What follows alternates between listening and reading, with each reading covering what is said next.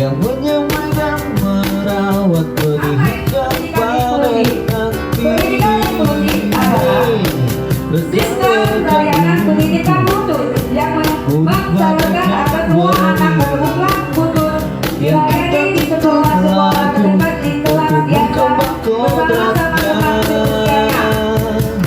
Dengan Apa yang dimaksud dengan pendidikan inklusif?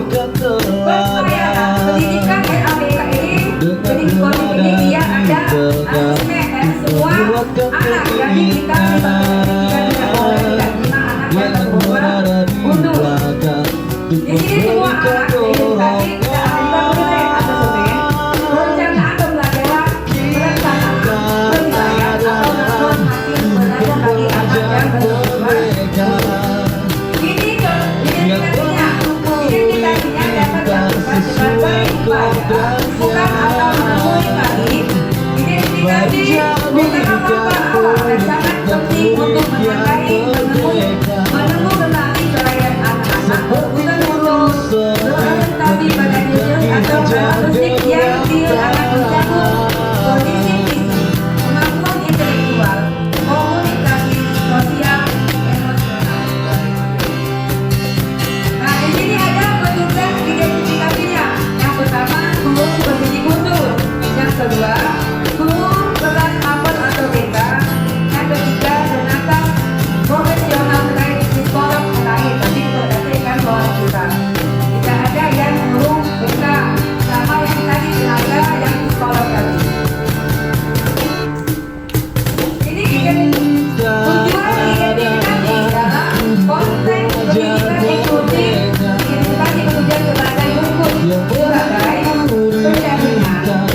Yang kedua sebagai pengalihan anak. Yang ketiga klasifikasi. Yang keempat perencanaan pembelajaran memantau kemajuan mereka. Langkah-langkah identifikasi ada 5. Yang pertama tentukan pelaksana.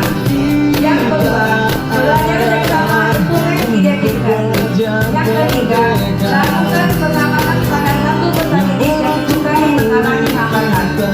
Yang keempat gunakan format psikotes identifikasi yang ada. Yang kelima susunan laporan hasil identifikasi.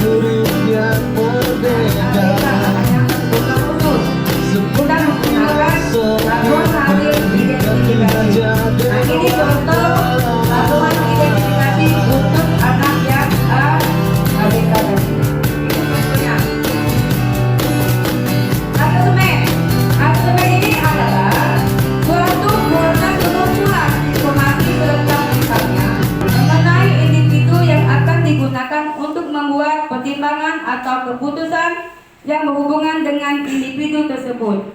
Asesmen dapat dimaknai suatu proses pengumpulan informasi tentang anak secara menyeluruh berkenaan dengan kemampuan, ketidakmampuan, kebutuhan belajar sebagai dasar penyusunan program pembelajaran. Tujuan dan fungsi asesmen. Tujuan utamanya adalah memperoleh informasi tentang kondisi anak yang berkaitan dengan akademik, non-akademik, perkembangan dan kehususan secara lengkap, akurat dan objektif. Fungsi asesmen adalah membantu guru dan terapis dalam menyusun perencanaan pembelajaran dan program layanan kekhususan yang tepat. Nah, itulah dari paparan baik saya hari ini. Tadi yang tadi tentang sekolah inklusi pada anak ABK. Ya, itulah yang bisa saya sampaikan. Saya akhir dengan ucapan dengan wassalamualaikum warahmatullahi wabarakatuh.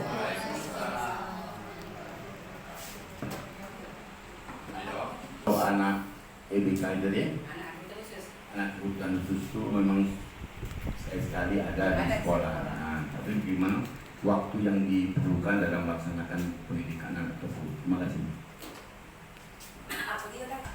Nah, dia itu kita harus dikhususkan. Nah, berarti itu ada tadi. Itu tadi. Ya, termasuk Doni kan termasuk anaknya yang khusus kan. Nah, kita tidak boleh tidak menerimanya. Jadi dia itu Doni itu di kelas Pak Makmur dia harus dikhususkan. Nah, itu saja. Kasihan, anak sayang.